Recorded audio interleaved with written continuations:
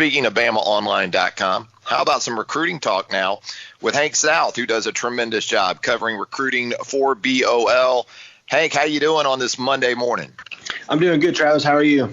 Hanging in there. It's been a newsy few days on the recruiting front for the Alabama Crimson Tide, Hank. And I guess where we'll start is with Sunday night when we learned that JaQuincy McKinstry, a.k.a. Koolaid, the five-star cornerback from over at Pinson Valley High School, announced his final five choices. And I guess not a huge surprise to see Alabama among those finalists. No, not at all. The main question was, it was going to probably be Alabama, Auburn, LSU, who are going to be the other two. Was it going to be Clemson and Georgia? Was, Florida, was Tennessee going to sneak in there? But Clemson and Georgia did make it with them. But no, it's been expected. He's been kind of teasing it. He's made headlines a lot the last 2 or 3 weeks, just kind of teasing it. People thought he was going to make a commitment video. He ended up doing a day in the life of JaQuincy McKinstry video. He's been kind of, working out in different college gear. So everyone's kind of been wondering what's going to happen. And then, he announced over the weekend that he was going to put out a top 5 on Sunday night. And that's what he did. So, next stop is, what's he going to do following the top 5? Is he going to make a commitment? Is he going to narrow it down further? So it's kind of just on JaQuincy McKinstry watch right now. But it's been a interesting storyline to track for the last few weeks. Now, McKinstry, also an accomplished basketball player, and it's my understanding that he has the green light from his finalists to pursue multiple sports at the next level. Yeah, he that's a goal of his. That's something that he said is very important for his decision, and all the schools that are in his final group have offered him that opportunity. When you ask him about basketball, he said he's really hit it off well with Bruce Pearl at Auburn. He said LSU's recruited him well with basketball. Obviously, we saw earlier this year when he spent time pretty much on that junior day visit he took in February was pretty much just a basketball visit almost. He obviously spent time with Nick Saban and everybody and did the football stuff, but he went to that basketball game, talked to Nate Oates. So that's a big deal for him in his decision. I think football is probably what he's looking at first as far as opportunity there, but he wants to also have that chance to play basketball as well.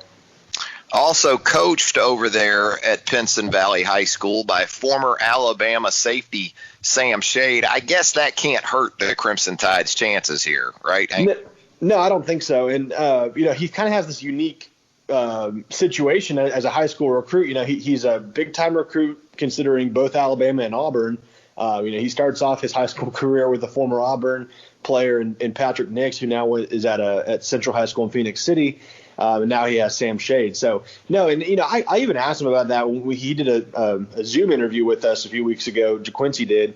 I asked him, how much do you lean on having those resources, whether it be Patrick Nix or Sam Shade to be able to ask them about those schools and kind of their experiences. And he said, he'll talk to them about it, but he's really not relying on them too much as far as, leaning on them to make a decision. But, he definitely, he's going to take what they have to say about those schools, seriously. So it's interesting to see, but no, I agree. I don't think that hurts Bama's chances having Sam Shade there. Really interesting at the top of the state player rankings for the class of 2021. According to the 24/7 Sports composite rankings, you have Dylan Brooks, the weak side defensive end, who recently committed to Jeremy Pruitt and the Tennessee Vols. And then right behind Brooks, you have JaQuincy McKinstry. I mean, we're talking about a difference of like 2 thousandths of a point between 2 5-stars at the top of those state rankings. I think that Brooks is the 21st overall ranked player in the country for 2021 right now. McKinstry's like 23rd. So it's essentially a dead heat. But when you talk about Alabama specifically and this particular recruiting cycle, and you think ahead to potentially what the 2021 season might hold for Alabama at these two guys' respective positions, how would you prioritize Brooks and McKinstry just from the Alabama perspective?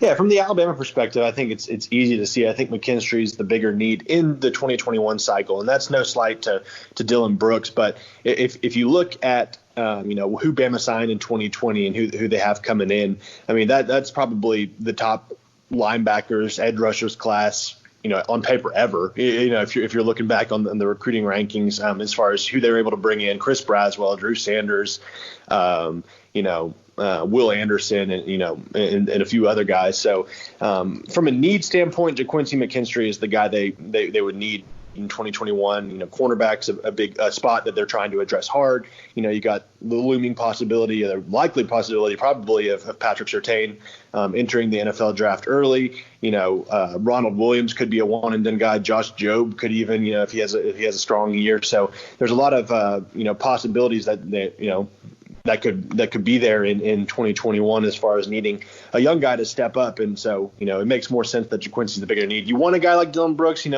from the perception standpoint, you want to keep your top guys home, but, sometimes that's not always possible. And, and if you're looking at it, you have to play Tennessee every year, but at the same time, at least he's not going to Auburn if you're looking for silver lining from a Bama perspective. And not in your division specifically. Right. You're right. You do see Tennessee every year, but divisional wins and losses much more impactful than those from outside the division. And you're absolutely talking about two positions of extreme value: pass rushers and guys who can cover. That's where it starts on defense these days. And so you'd absolutely love to have both, but I think you outlined it extremely well there, with the potential for this Alabama secondary to continue to turn over with an emphasis on corner looking ahead to 2021. It would seem like the opportunity right there for JaQuincy McKinstry as a true freshman to make a very big impact for the Alabama Crimson Tide. Speaking of defensive back recruiting, Hank, the Crimson Tide picks up a safety last Friday evening in Kaine Williams. Tell us a little bit more about this 4-star defensive back from the New Orleans area. Yeah, I mean, we talk about – I feel like every commitment we talk about, it's like, you start off with versatility. He's a guy from the New Orleans area. He chose Alabama over LSU, Texas A&M, and it's kind of been one of these recruitments we've been tracking all spring. He was getting close to making a commitment in March, held off for a minute. Alabama, LSU were two schools that, wanted to keep, seeing a little bit more of him throughout the spring. Obviously, everything changed. There's no camps. There's no spring evaluation. So Bama started to turn up the heat on him. He set a new commitment date for May 15th last Friday and hopped on board with Alabama. But, another one of these really strong pickups out of Louisiana. We've seen them go there to get some of their top guys in a number of recruiting cycles under Nick Saban. Just a versatile guy, 6'2", 205. Some think, he can play, linebacker at the next level. He might grow into a linebacker. We talked to his old high school coach at John Arrett, I think that's how you say it. He talked about how he's a 3-level player. He can pretty much do it all. He's just a really instinctual. He's a really smart kid. He played quarterback for a little bit earlier in his football career. So he kind of he sees the field really well. So really big pickup. I know Bama's happy with it. It's always good to get guys out of your rival states, out of their backyards in those kind of recruiting battles. So big pickup in Kaine Williams. Yeah, Alabama certainly has had its share of success down in Louisiana, and certainly with the safety position in mind. Landon Collins comes to mind quickly, Hootie Jones. So it'll be interesting to see how Kaine Williams follows in that line of really exceptional safety play from the Pelican State down there in Louisiana. Now, Hank, as we let you get out of here on a Monday edition of Southern Fried Sports, wanted to get your reaction to Taulia Tagovailoa. Pretty quick turnaround for Taulia in going from Alabama to Maryland, but certainly there was some familiarity there between the family and Mike Locksley. Where did you sort of have Maryland on his potential destinations list, and how sensible was this choice in the end for Taulia?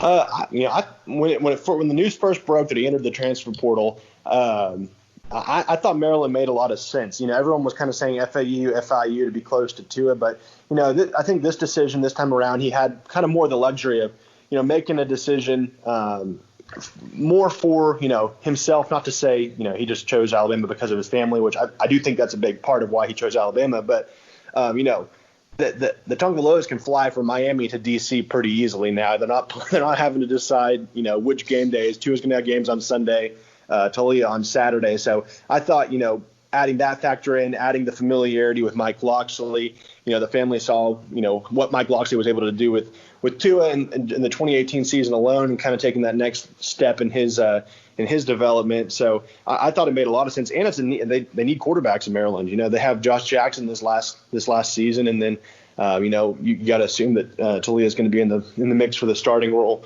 come 2021. So I thought it made a lot of sense for him to choose Maryland. I also thought it was kind of interesting, with the familiarity thing. We know how close the family is with Steve Sarkisian as well. What if Sark had left for Mississippi State or Colorado, earlier this offseason?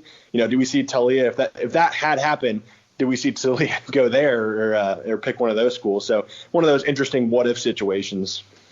There are always some. It seems like these days when it comes with the quarterback position, especially in college football. And yeah, I think from a fit perspective, what Locks likes to do most, which is a lot of RPO stuff, really fits Taulia extremely well from a football perspective. Hey, as always, Hank, we appreciate you joining us here on the program. Always great stuff from Hank South at BamaOnline.com. If you haven't already, give Hank a follow on Twitter at HankSouth247. Thanks a lot, Hank. No problem. Thanks, Travis.